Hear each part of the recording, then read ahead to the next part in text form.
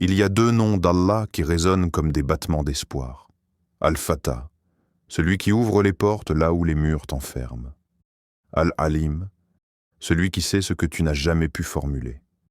Alors tu murmures, pas pour parler, mais pour survivre. Ya Fatah, Ya Alim. Et soudain, la prosternation devient un passage.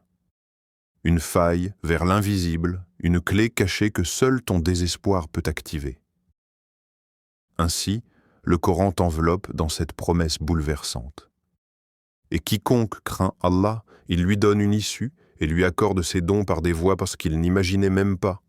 Sourate At-Talaq, versets 2 à 3. 2. Une histoire vraie dans la nuit du désespoir. C'était une nuit sans lumière, sans bruit, sauf celui des sanglots.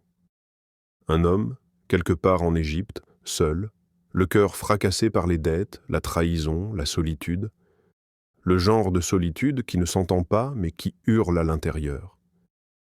Il n'avait plus de solution, plus de force. Alors il a fait ce que les âmes brisées font quand elles n'ont plus rien, il s'est prosterné, pas pour prier, mais pour pleurer. Sa voix tremblait quand il a murmuré « Ya Fatah, Ya Alim » ouvre une porte là où tout est fermé.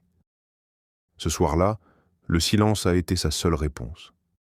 Le lendemain aussi, et le surlendemain. Mais au bout de 7 jours, un message, un appel inattendu, un ami qu'il n'avait pas vu depuis des années, une dette qu'il avait oubliée, remboursée, sans rien demander. Et là, tout a recommencé à bouger. Une opportunité, une ouverture, une paix. Parfois, ce n'est pas ton cri qui change le monde, c'est ta patience dans le silence. Comme le rappelle ce verset, doux et tranchant à la fois, il n'appartient qu'à Allah de dévoiler l'invisible, et il accorde la victoire à qui il veut. Sourate Al-Fas, verset 27. 3. Pourquoi ces deux noms-là? Il y a des noms d'Allah qui frappent l'âme comme un éclair dans la nuit. Al-Fatah, Al-Alim. Pourquoi ces deux-là, ensemble? Parce que parfois tu veux une issue, mais tu ne sais pas ce qu'il y a derrière cette porte. Tu veux que ça s'ouvre, sans savoir si ce qui t'attend est un piège ou une miséricorde. Al-Fatah, il ouvre, mais pas au hasard. Il n'est pas comme les hommes. Il n'ouvre pas parce que tu cries fort ou parce que tu supplies longtemps.